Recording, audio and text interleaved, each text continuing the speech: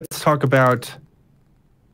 Oh, it looks like we actually have a caller online. Oh, they're on the handset right now, so we'll get to talk to them in a sec. But real quickly, gosh, I only had those two. I should have had thoughts of more.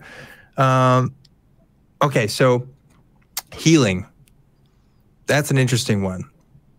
Somebody tells you that, look, the reason why I know that God is real is because I witnessed somebody in my life get healed. They had this tumor that went away, and it was in a time of crisis in my life, and I found a lot of peace by praying through God, and through prayer, suddenly this tumor that was in my grandmother went away.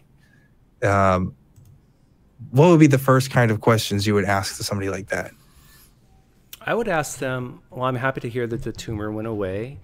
I would ask them, do the doctors say what chance there is of that tumor going away on its own? And hopefully it can give you an answer. Maybe it's only 1%.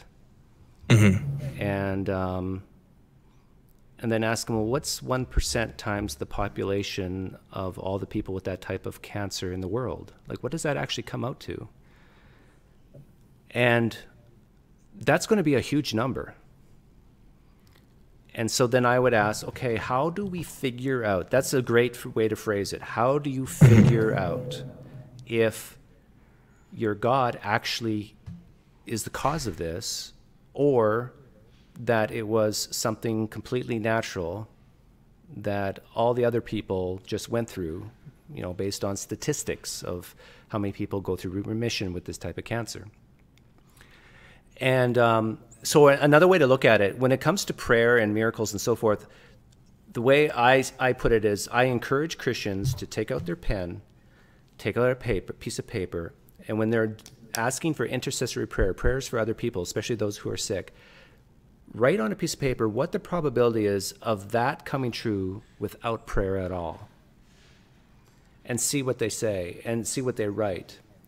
So if statistics say that people with a certain type of cancer, there's 10% chance of remission, basically they are admitting to themselves that 10% of the time, whether you pray or not, that cancer is going to go away or it's going to be in remission. Okay. What if there's a Christian that says, oh, but Doug, God is in control of all events, whether you pray to him or not. He predestines everything. I would quote. Yeah, so I would quote the movies The Incredibles.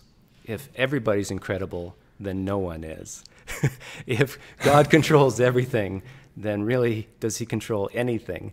At that point, you're kind of just okay, and you smile and you slowly back away. Well, because I mean that's a real belief that people do have, that like I think I kind of thought about this as well, like God's not just gonna like abandon you just because you didn't pray to him. Like he can still have influence over events in your life, but you know, maybe the trajectory of your life might change because you didn't do things a certain way. I don't know, I think that was kind of the mindset that I had. So that kind of adds an interesting dimension to this event probability thing that we're talking about. Because if we do have a God that can do anything, then really anything is kind of possible at any time, right? Yeah, and you can also ask questions like,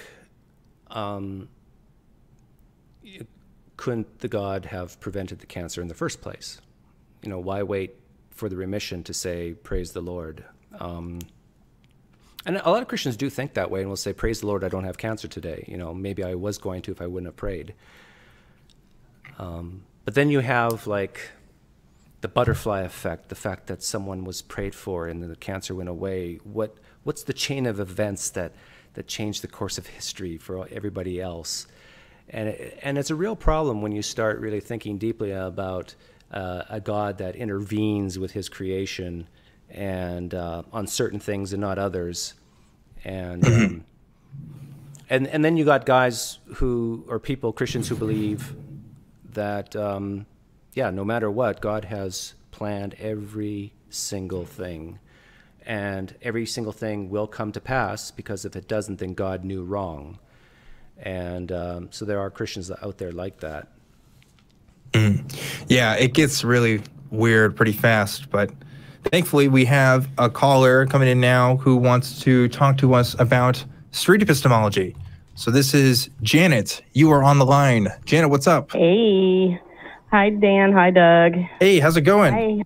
I'm good. How are you guys doing? We're great. Just hanging out here. I'm a 7. Wait. Yeah, so what do you want to talk about? Well, I wanted to ask, I saw a video by one of your fellow street epistemologists, so shout out to Tyrone. Well, yes. Who said that Ty said that he was trying out if SE could be used on opinions and not just beliefs. So something that is just an opinion. And I wanted to see if we could explore that a little bit with one of my very controversial Facebook statuses this week was, just because you served in the military doesn't make you a hero. It went over fairly well. I lost some friends. And, and I wanted to see if you think that that's something that can be done, because I have, deeply held beliefs. I think it was easier to convince me that God wasn't real than it is to convince me of things that I have that are just strongly held opinions. Okay, so I'll go ahead and answer first, Doug, and then I want to hear what you say. But so I did see this Facebook status that you posted. Yeah. This was interesting. And I've actually talked to Tyrone about this, about whether or not we can do SE on opinions. And my opinion on this is yes, as long as remember that, again, we're not necessarily coming to any conclusions about things, right? So whether or not I agree or disagree with your statement is completely irrelevant. Right. What we're focused on is the criteria by which you make your opinion.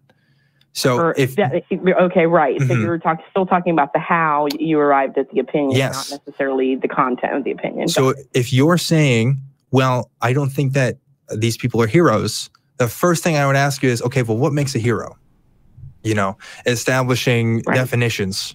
Because and someone did ask me that, and my answer was somebody who is completely selfless and does something above and beyond the usual, the normal. So just simply, going into the military and serving, in my opinion, doesn't make him a hero. So maybe throwing himself between a grenade and his troops, that would make him a hero. Yeah. Okay. So see, there are people who, right there, after explaining what you mean by what you just said, who would say, "Oh yeah, I agree with you."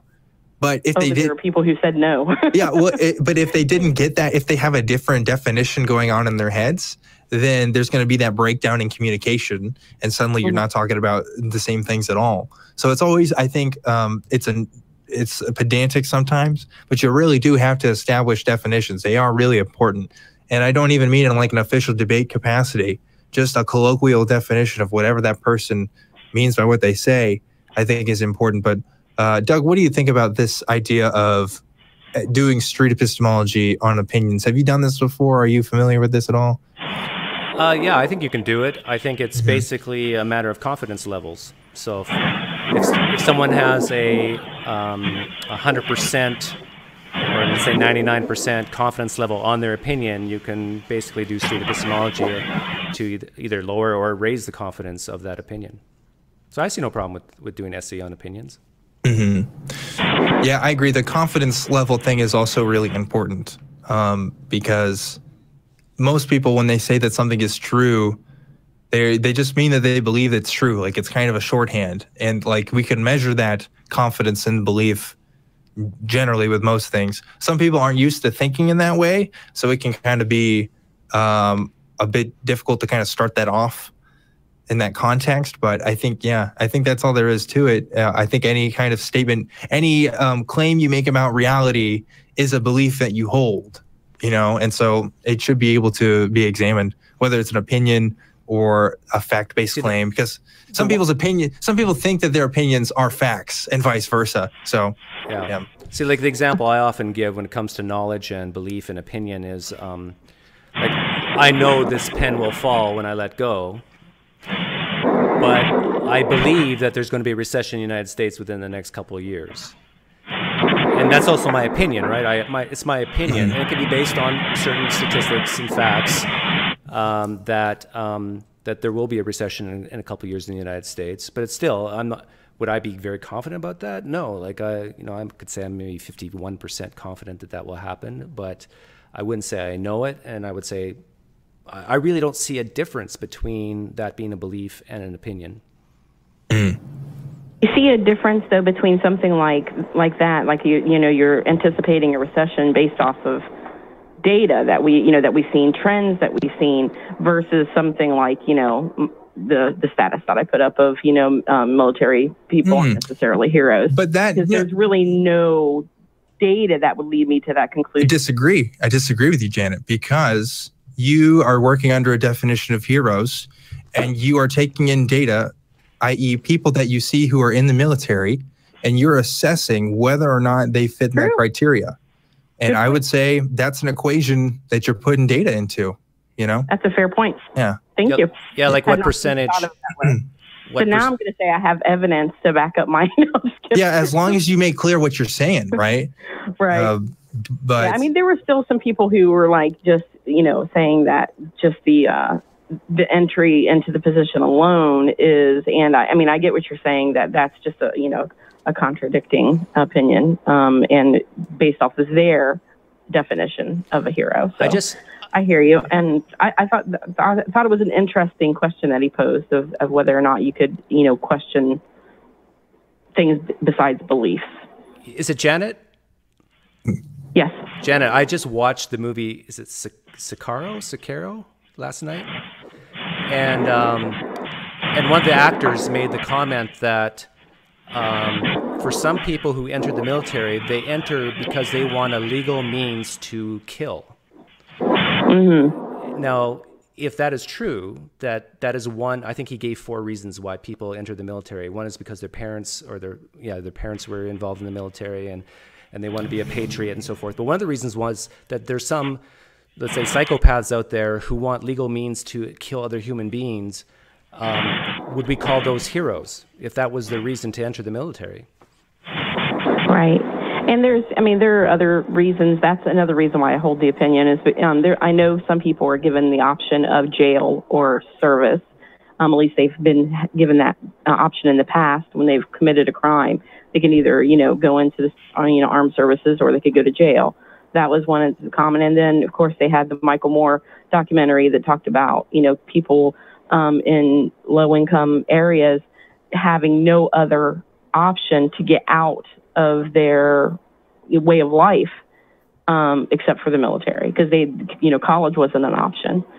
So they had to enter the military to have any hopes of a better future. So they're really doing it for, and I'm not saying it's a bad reason, but it's a self-serving reason. Mm-hmm. And of course, I don't blame them for their choice, but it's not, it's not selfless. Yeah, so we do have trouble with our language when we kind of do these equivalencies. Like, again, this is kind of exactly what we were talking about earlier. This idea that I'm a good person, therefore I'm a Christian. Right. These two concepts are not necessarily linked. And that's not to say that Christians aren't good people. I know I was in Christian community for a long time. I know great people who are a part of that. But it is a problem in our language. Very smart ones too, because it doesn't mean they're not smart either. Yeah, it is a problem in our language when we necessarily say that they are one and the same kind of concept. Right. So yeah, it's all a semantics kind of language thing when you get down to it. And people take pride in these identity labels as well. Like being a Christian was like hard work in some sense. It was something you worked towards. And like us as atheists, we don't work towards that anymore. We just kind of gave up because it was too hard for us to kind of put the work in. You know what I mean? Right. A lot of people do say that, oh, you just, became an atheist because it's easier. What? And the same way people would say about people who enter the military, like it does take work to get in there and to go through basic training. So, my dad was in the military. And so I'm not saying that I don't want to extend them courtesy. Like I believe that it's, everyone deserves courtesy. There's a difference, in my opinion, between courtesy and respect. You know, respect, in my opinion, is something you earn after you've shown that you deserve it. Whereas I'll extend everyone courtesy. You know, so yeah, I'm with you on that. Is that they've definitely earned, especially if they serve, like someone asked me, you know, are you saying that they don't deserve like their college education and their discounts and stuff? And it's like, absolutely not. That's not what I'm saying. If they went in and they did it, then they've earned those things. They've earned them. And I'm not trying to take away anything from anyone. I'm also not trying to say they're bad people.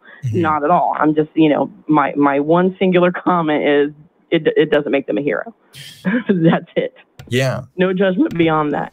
Yeah, I get you. You know, like, I'm sure if I talked to my dad right now and he was right here, he wouldn't call himself a hero. Right. Yeah, my father wouldn't either. Yeah, that's never been a thing for him. And there are people who take that and who proudly served, and I give full credit to, and they are heroes for sure. And if that's a label that they want to describe themselves with, for the most part, I'm not going to, unless you give me reason otherwise, I don't have a problem with it. But yeah, I don't have a problem with people labeling someone a hero I don't have a problem with anybody else's opinion of it. It was just, you know, it's my opinion. You know, it's like if somebody else wants to consider every police officer and every military person a hero, that's, you know, they have that right. That's theirs. I just disagree. Yeah. What do you think about this, Doug? Well, I agree with what you guys have been saying, but I'm curious. Janet, did you say you're an atheist? I am. Can I ask? I've been out atheist for 4 years. Can I put you on the hot seat for a bit? Ooh. Sure. Ooh. Ask me anything. Go. What would it take for you to become a Christian? Okay, my initial response is a joke, but okay, 'cause that's me. My initial response was going to be a lobotomy. But no, it would take something. God would have to appear to me in a way that is empirical, testable, certifiable. How confident are you right now that Christianity is true? 0%? No, 1. 1%. I'm not going to say 0 because I'm an agnostic atheist. I don't claim knowledge. Okay, now I'm not asking you what would it take to believe Christianity is true, but what would it take for you to go from 1% where you're at now to, let's say, 10%? I know these numbers are very strict, but okay, I think I can answer that. I would be slightly more convinced if someone regrew a limb. I like that answer. I would be a lot more convinced, not just slightly. I don't think I would go above 10 because I'd be like, okay, there's something. You know, this guy's, you know, part frog or something. I mean, I would probably still be skeptical. So I would say, yeah, a limb, I might go up to 10. And what if you're minding your own business in your home and Jesus appeared to you and talked to you? Then I would seek mental health care. And I'm not saying that jokingly. I would seek mental health care. Okay. And let's say you did that. You sought mental health care, but every time you came home, Jesus appeared to you and said, look, you're sane. You're fine. In fact, you know, take your hand, touch me. You can feel me. I can have dinner with you. In fact, I don't know if you're married, but your husband or your kids or whatever, I'm not. Your friends, they come over and they see this Jesus guy too. Like, then I would think that he was just a normal person. But if you're saying that he's, you know, a God, then I would ask him to prove that he's, you know, a God. What would you ask him to do for you? Something that is supernatural. Like a limb? Like I mean, he can, like I'd go ahead and take him over to the children's hospital and he can heal all those kids with cancer. That would be helpful. And what if he said that he has a plan that you'll not understand? He doesn't want to heal all those kids of cancer, but he's still real. Then I tell him to get out of my house, because a God that won't help those that are less fortunate is not worthy of my time. So if he could prove it and he refuses to prove it because of some sadistic plan, he can kiss off. Okay, I appreciate that answer. Now, what if this Jesus guy does say, okay, let's go to the children's hospital, and he heals everyone in that children's hospital, but just that hospital, not the other ones? If he went to a children's hospital and performed his miracles and healed all the children in that, I would believe he was real, and I'd ask him. I would believe that he had some ability. I don't know if I would necessarily believe that he was God, but I would believe that he would have some ability. And then I would ask him to continue to do that for everyone else. Okay, I love those answers. Now this one's a little tougher though. All right. What would it take for you to believe? This is fun, by the way. I'm not usually asked any questions, so. It's so interesting because Janet, I know you watch the SE content and stuff. I do. So I love all you guys. I watch all your videos. Yeah. So I'm glad. I was thinking about this, but Doug's probably better to ask you right now. Anyway, go ahead, Doug. What would it take for you to believe in, let's say, more of a deistic type God? We're not talking about Christianity now. We're just talking about a God who, let's say, created the universe and just let the clock run. Okay, so like a hands-off. Yeah. Created it but doesn't interact. Right. Well, then I'd ask him, why is he bothering me? Like, I mean, if you're talking about he's like revealed himself to me somehow, like how would I know he's there? Well, let's say, I don't know if this is possible, but let's say we knew with 100% certainty that our universe and any universe is finite, that they all had a beginning and never went eternal past in any way, whatever that means. Would you become more open to the spiritual realm, a supernatural realm, a deity of some sort? I have no reason to believe that an entity like that exists, and unless something was presented to me to try to convince me, I would withhold belief. Okay. What if? Oh, that's my last one. Okay. Okay. What if all agnostics and all atheists, let's say starting next year, got cancer, but anyone who called himself a theist never ever got cancer? Would that change your mind at all? Okay, so everyone got cancer who doesn't believe in God. Right. Is what you're saying. Correct. Then I'm back to my other answer. It may convince me that there's something to it, but I sure as hell wouldn't worship that. So they can kiss off again. Well, let me clarify something here. He's not, I mean, he's just talking about the existence of a God. You don't have to worship him. Well, I'm saying, I mean, that's true. I mean, we didn't establish that there was a relationship between the God and them not having cancer. So I assumed that there's a relationship. But I mean, if everyone who's not a believer of some kind, if everyone who's not a believer has it, then that's what they're going to say. And if it's a deist, then it's not like God is going to send you a message. So, I mean, you would have to reasonably conclude that there's some relationship there based on the evidence. Good answers. I mean, if every single one, if 100% of believers, first of all, I don't believe that believers are, true believers a lot of times. I think a lot of them are playing Pascal's wager. So it would be interesting to see how many people who are Christian would end up with cancer. Interesting.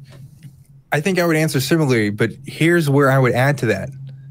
Because the assumption is that the supernatural explanation is the best explanation, but I still don't think that that's necessarily the case, because believing in something is still a natural phenomenon.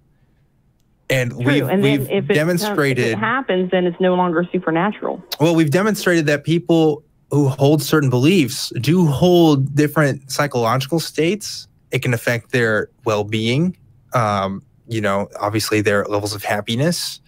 And I wouldn't be surprised if disease or some form of that could be a correlate as well, whether it's a placebo effect or not.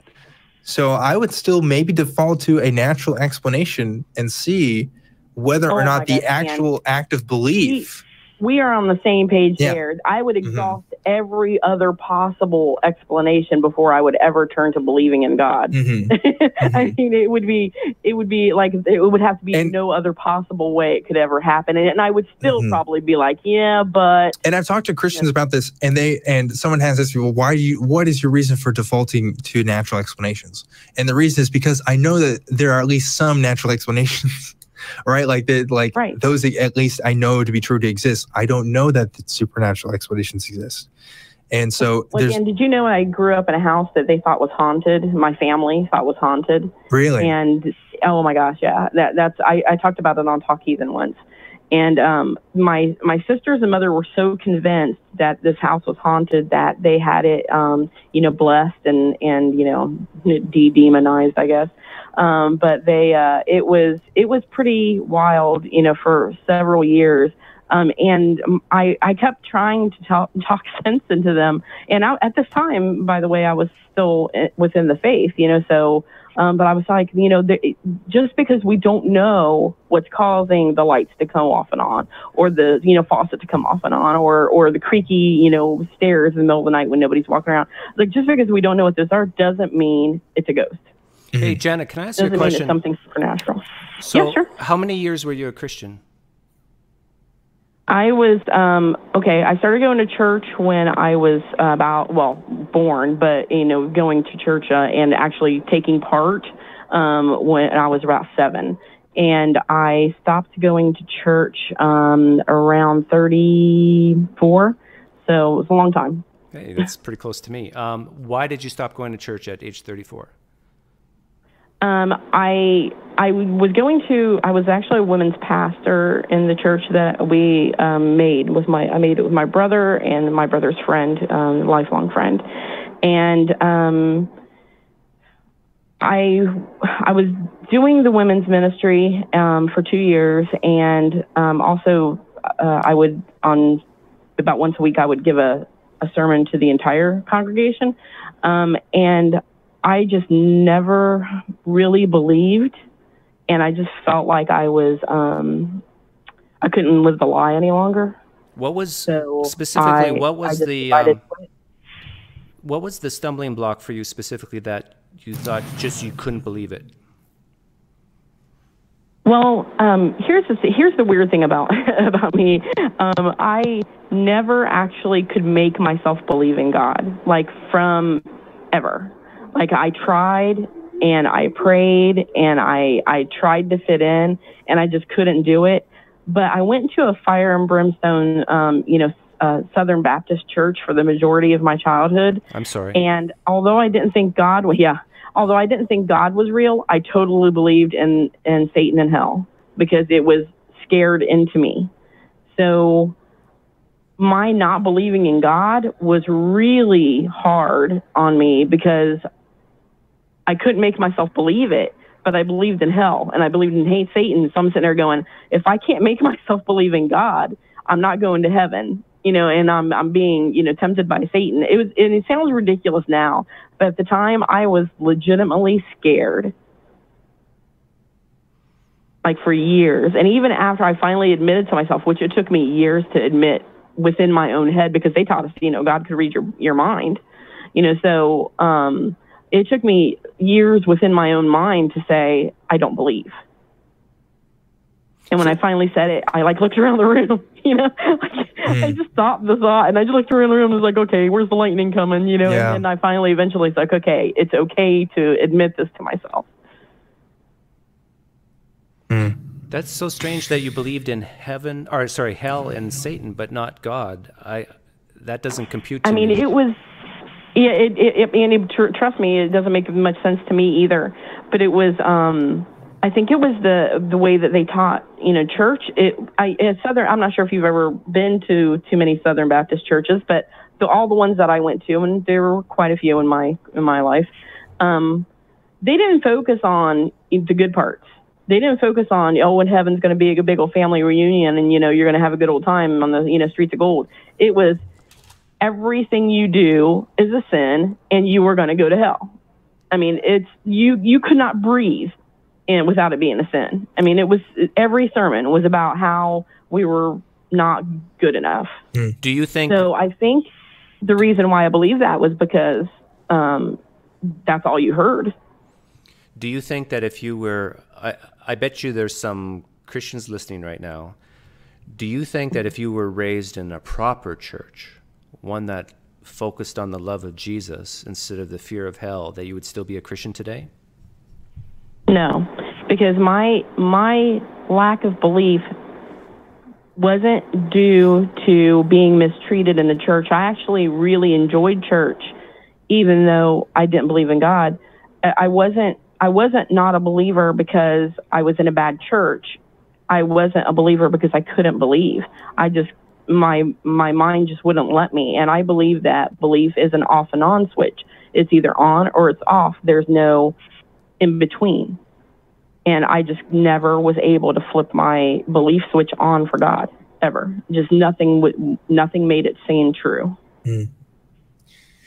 Yeah, and I tell people that too, that it wasn't necessarily the mistreatment that I saw that, it changed my mind. But it did, I think in my case, it did motivate me a bit more to kind of speak out. It motivates me now. Yeah. I mean, I think that's why I'm so heavily involved with the ACA. I, try to make sure that new atheists especially feel supported, that they have, resources, and that they know that someone has been there, because it's very isolating when you admit to your very religious family that you don't believe. I had 6 brothers and sisters. One passed away, so I had 5 at the time when I came out, and I have one who still talks to me. So the other ones just disowned me as soon as I said that I didn't believe in God. Wow. The one who still talks to you... I mean, it's okay, but... I'm sorry, go ahead. The one who still talks to you, is he a Christian? She and yes, she is extremely Pentecostal, which is the religion that we went to after we left Southern Baptist. Talk about jumping out of the frying pan into the fire into the frying pan, or whatever that thing is. But yes, she is Pentecostal because that was the second half of my childhood. We left the Baptist church and started going Pentecostal. And so, does your sister try to save you? At this point, she's agreed to disagree on the topic of religion, and she just basically pretty much refuses to discuss it. But there are times when it's very difficult for our relationship because she has a son who is paranoid schizophrenic. And I tell her that he should not be in a Pentecostal church because it's bad for his illness, because they teach the demons are real and he thinks he can hear them when it's really just his mental illness that is the problem. And they, do things like try to do like healing sessions and stuff on him. And it just breaks my heart because I feel like he could be so much further along if they just stopped, that kind of interaction with him.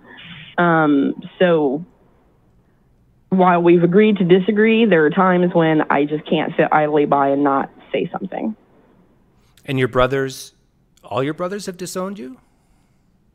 I had 3 sisters and 3 brothers, and my one brother passed away, and the other 2, they don't talk to me. Because you're an atheist now? Correct. And they actually found out my mother had Alzheimer's, and she kind of let the cat out of the bag, so to speak, because she said that, she said something, when she wasn't exactly to herself, to my brother. And so when my mother was passing away, I wasn't even allowed to go see her. Oh, wow. Yeah, so it's like a really hard, situation when you come out of religion and you don't have any community. Mm-hmm. Yeah. Well, you have been a great member of the ACA community. From what I've seen, you've been super, super active. Thank you, Dan. And you have been so great in promoting my show. And I cannot thank you enough for doing that. It's been really, really helpful to help get viewers like the viewers that are on right now, and getting our calls on and stuff. And I really appreciate that, Janet. Thanks a lot. Yeah, of course. Anytime. And, you know, I love your show. Love what you do. And I'll always be there to support you. Just give me a shout if you need anything. And it was very nice speaking with you, Doug. I appreciate it. Yeah, nice to meet you, Janet. Maybe we'll meet again. Okay, thanks. Thanks, Janet. Janet, she is super, super awesome. Love talking to her.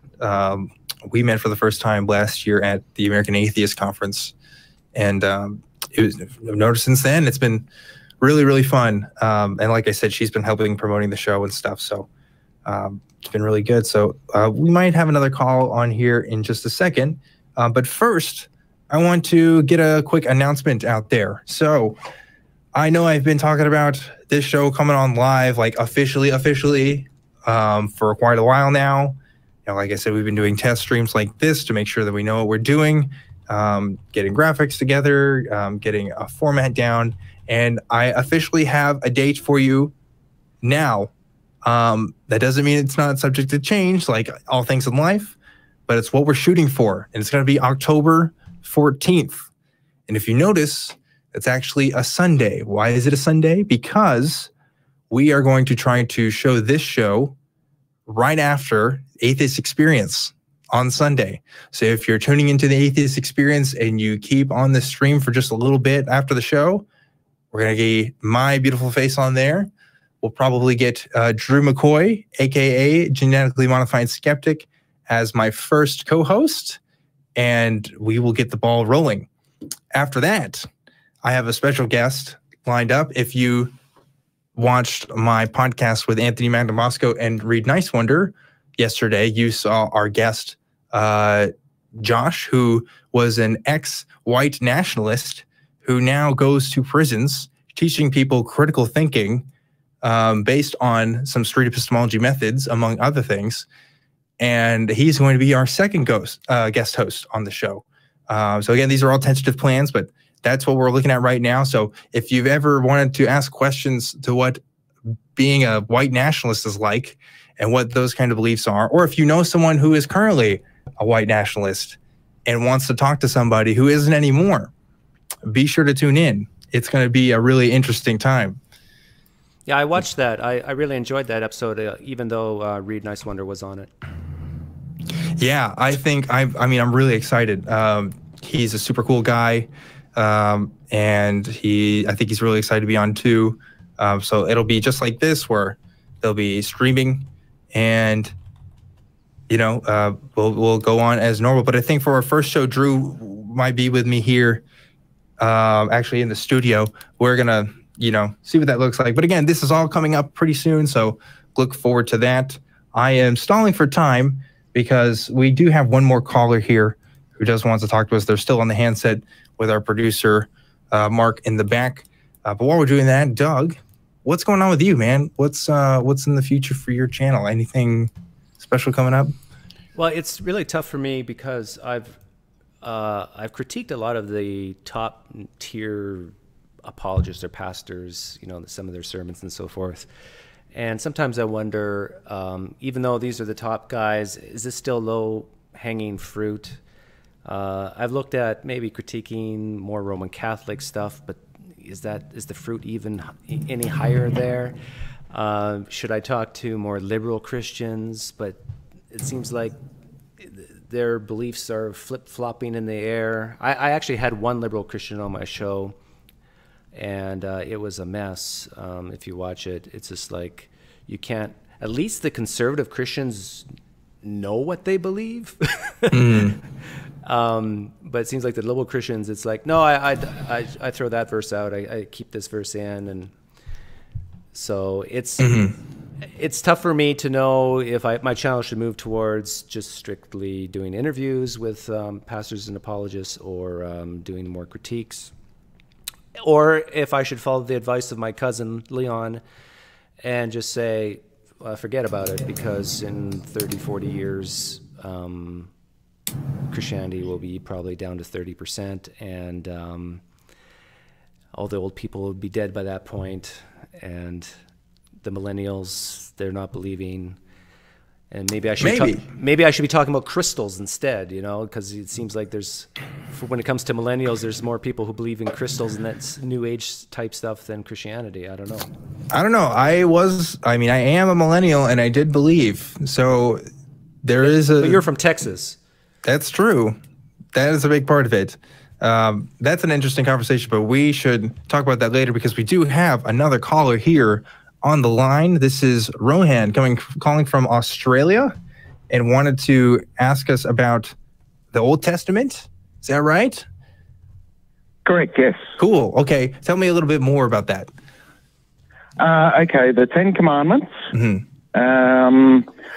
I'm struggling to write a book, and I'm going with Aaron Ra's issue about the Ten Commandments not being the Ten Commandments. Yeah.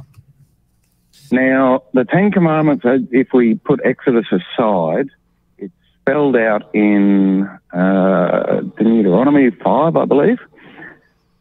I've just found that the Deuteronomy was written first. Well, that's what I believe. I just want to fact-check this with Doug. Exodus was written before Deuteronomy.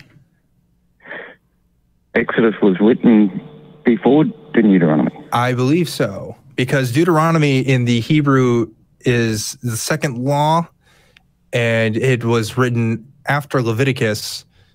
And Leviticus, actually, it might not be. It's kind of complicated because the chronology given in Leviticus and in Exodus, I mean, that stuff came afterwards, even though the narrative events come before. It's been a while since I've looked at biblical dating and stuff. But yeah, I got a bigger, broader type question for you, Rohan. Like, why are you writing a book about this? Oh, yeah. Well, after talking to theists for so long, they pretty much get everything wrong. So I just wanted to list all the things that most Christians believe that isn't quite true. Well, most Christians would believe, at least if they're the hardcore evangelical types, they would say that they were all written by Moses around the same time. And I've got to point out in the book that Moses probably didn't exist. Yes. Probably not. Yeah. So yeah, again, I wish I was a little more up to speed. It's been quite a few weeks since I've read about this, but they are in different spans of time, and it also depends on which what you mean by written, because different sections of the books were probably written at different times, depending on which hypothesis you subscribe to. Again, we're talking about the documentary hypothesis, saying different authors, you know, contributed to the editing and process of putting those books together. I understand. I'll change that from written to completed. I think from what I've found, the Deuteronomy was completed 6th century BC and Exodus 5th century BC. Yeah, you might be right. We're just not credentialed to give that kind of answer, unfortunately. Yeah, I think, Rohan, you should talk to people who specialize in this field or read their books. And my guess is what you're trying to do has already been done, maybe? Well, I've looked around. I can't find any book that is doing what I'm doing. And I've reached out to Aaron Ra. He seems to be the one who's promoting the Ten Commandments not being the Ten Commandments, but he hasn't got back to me. So I don't know who else to talk to. Well, there are biblical scholars in the field who are atheists. Most of the ones I know are New Testament scholars that I only have limited contact with, as in not really most of them, except Richard Carrier, and Doug's actually talked to Richard Carrier too. That was on the tip of my tongue. Maybe I should reach out to Richard. Probably. His email address is on his site. He's pretty cool about talking to people. But yeah, sorry, this is we are atheists, and those issues do matter to me. But for right now, I can't give you a good answer on that. So, Rohan, do you think, Rohan, that this will actually impact Christians, that they will change their mind if they see some errors in the Old Testament? I don't believe a book will change anyone's mind. I think if a Christian were to read it, it may give them pause. They may have to ask their pastor some questions. But it's more along the lines of a handbook for, not SE, for debate. Like, I'm addressing everything a Christian brings up and the rebuttal to it. Yeah, because most Christians I talk to, what I'm doing is proving why they're wrong. Yes. Sorry. Yes. Yeah, well, in a debate situation, I guess that's okay, but most Christians are not going to even lower their confidence based on, I think, the stuff you're talking about. Because I've talked to Christians who, you can talk about Trinitarians who believe that the Jesus they believe in commanded the killing of women and children except for the virgins, and it doesn't. It's like water. 31, yes. Yeah, it's like water off a duck's back. It's like, no, this God gives me morality. He's the basis of my morality and logic. He gives me meaning and purpose, and I want to live forever in heaven. Amen. And so when you have all these webs of belief being supported, it's like these things are not going to impact them. Sorry, I hope I'm not making you depressed. No. I understand. I understand the value of street epistemology. I'm part of the community. I know that, but I just thought it would be a good time to release that type of book of interest for people, atheists coming out. It may be. It should be enough to give any Christian pause. Does that make sense? Yeah, and let me give my what's the Supreme Court thing where you write an opinion that disagrees, kind of, but like not really. Dissent. Here's my dissent, a little bit. I think Doug is right in the sense that if your goal is to convince people, there are ways you can do that where it depends on the claim that they're making, obviously. Like if they make the claim that the Old Testament is perfect and has no flaws, or that the 10 Commandments are always the same, that might be a bit more convincing. But I still agree with the mission of trying to categorize all the information by which we can to make sure that people know that these books aren't right or what people say that they are. I would just be careful with what you're looking at. Like if you're looking at somewhere like, I like to go on Rational Wiki a lot. I think that's a really fun website to look at. But what I find with some of these atheist sites sometimes is that they're not as charitable as they could be, or they don't give the full picture. So I would just say be careful in looking at what you're doing. But I'm going to say, if you're going to do it, go for it. I'm not going to stop you. So yeah. Hey, Rohan, Rohan, if you have a pen, write this down. My friend Cam Spires, he's a New Zealander, so he's just across the little waterway. He's across the ditch. Across the ditch. He says you should read the book, The New Interpreter's Bible Old Testament Survey. The New Interpreter's? The New Interpreter's Bible Old Testament Survey. And that might help you. But I would caution you, though, that do you have a PhD or a master's in Old Testament history? No, I don't know. Yeah, if I were you, I would refrain from writing a book that you're not an expert in. Right. That's my opinion. Especially on this type of stuff. Like, if you're writing an opinion book, like that's different. But if you're writing like a very deep historical analysis, number one, I'm sure it's out there already, and check out that book I told you about, and yes, definitely will do. Yes, or interview the people who really know what they're talking about. Yeah, start your own YouTube channel and interview them. Yeah, because I mean that's important, just as important as well. You know, you don't have to. You can still be a layman and still get the facts and collect them. Yes. You know, or at least what we consider to be facts, what we know as facts. Anyway, but thanks for calling, man. Interesting, kind of a different kind of question. I hope your research gives you the answers you're looking for. Well, thank you for devastating me in the nicest possible way. Hey, we're atheists. That's what we do. You know? I know. Speaking the truth in love. That's right. Speaking in tongues of truth. See you, Rohan. Anyway, take care. That was interesting. Was I too blunt?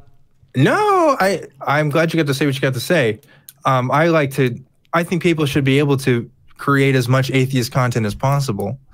But I also think that we need to be as accurate as we can be, and also realize the limitations of our credentials and, you know, what we can actually put out there and what people are going to listen to. And also, I want to make clear now, and not that it wasn't a good question or that it wasn't worth asking, but for this show, what I want to do, and I know we keep talking about atheism and stuff, I don't want to be limited to atheism or Christianity. I really want to be able to examine beliefs and look at what that means across the whole spectrum.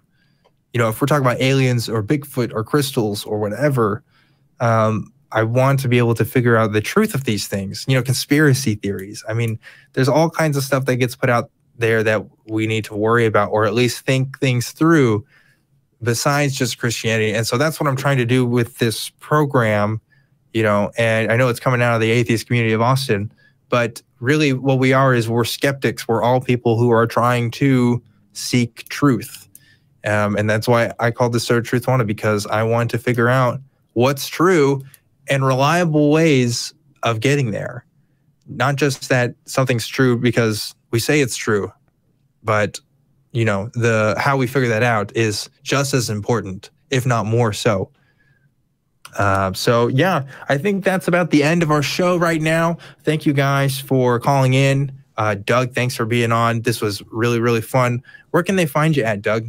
They can find me at PineCreek. I'll be wading in the waters of love. Nice. The waters of love. That dark and murky waters. Oh, okay. I wasn't sure if that was a reference to something before my time, or if that's what you call your bathtub. The YouTube channel, PineCreek. Oh yeah, Creek. Okay, I get it. Yeah, yes. PineCreek Doug on Facebook, at PineCreek on Twitter, except the I is a 1, the second letter. Is a 1. Sweet. All right. Well, thank you, chat, for being here. Thanks everybody watching this stream. Again, you can subscribe to this channel, Truth Wanted, to get more updates about our show. Be looking forward to our official premiere next month. We'll probably get 1 or 2 more little extra streams before then. If you want to follow me, you can find me on Twitter at ObjectivelyDan. And in case you haven't seen it yet, we have a Truth Wanted Facebook page. You should definitely join in on for more announcements and stuff going on there. But until then, that about wraps it up. Thanks for joining me, Doug. Thanks to everyone who is watching. Remember, the truth is out there. Maybe, sort of. I don't know. Let's find out. Thanks, everybody.